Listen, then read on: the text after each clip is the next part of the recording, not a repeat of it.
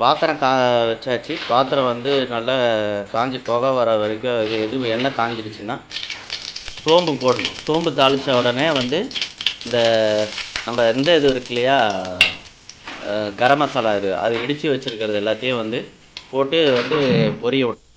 அதுக்கப்புறம் கருவேப்பிலை வந்து நல்லா பொரிய விடணும்.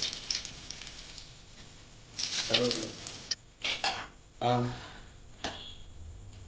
பச்சை மிளகா ஒரு 6 மிளகா வந்து நல்லா பொரியிற அளவுக்கு அரை கிலோ வெங்காயம் வந்து நம்ம இப்போ கட் பண்ணி வச்சுருக்கோம். இந்த அரை கிலோ வெங்காயத்தை வந்து பச்சை மிளகா வதங்கினதுக்கப்புறம் போடணும்.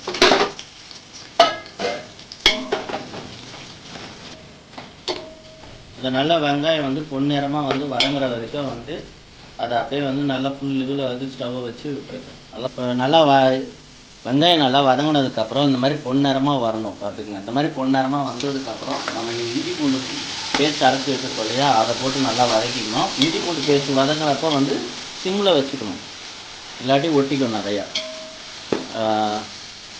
நல்லா ஆயிலியாக பைண்ட் ஆனதுக்கப்புறம் நம்ம தக்காளியை வந்து சேர்த்துக்கணும்.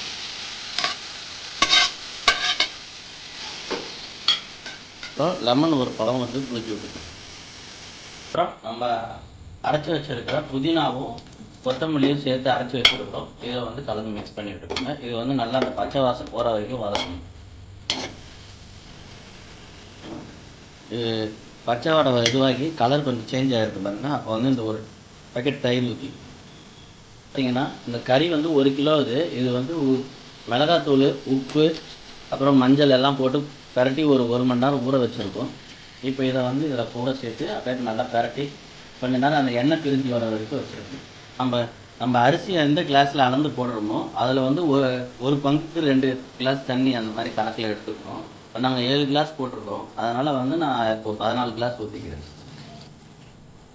இப்போ வந்து பார்த்திங்கன்னா நம்ம தண்ணி ஊற்றி கொதிக்க வச்சுருக்கோம். இதுக்கு வந்து நல்லா கொதித்து வரணும்.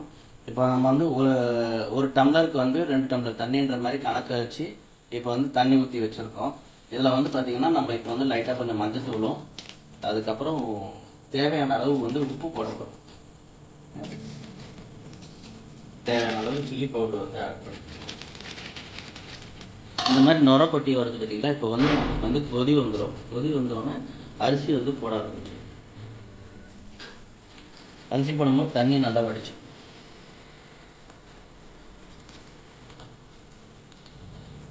அரிசி போட்ட உடனே கொஞ்சம் நல்லா கிளறி விட்டுருக்கணும். அப்போ தான் நல்லா பைண்ட் ஆகி கீழே இருக்கிற அரிசி மேலே வந்து மசாலா நல்லா மிக்ஸ் ஆகும். கொஞ்சம் நல்லா அந்த அரிசி இது வந்து அரிசி கொஞ்சம் லைட்டாக மேலே வந்தோடனே தட்டு போட்டு முடியும்.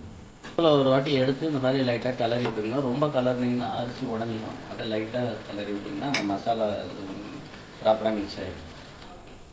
இப்போ நமக்கு ரெடி ஆகிடுச்சு. ஒரு 2 ஸ்பூன் நெய்யை போட்டு அப்படியே லைட்டாக கிளறி விட்டுட்டு அப்படியே ஆஃப் பண்ணிடலாம்.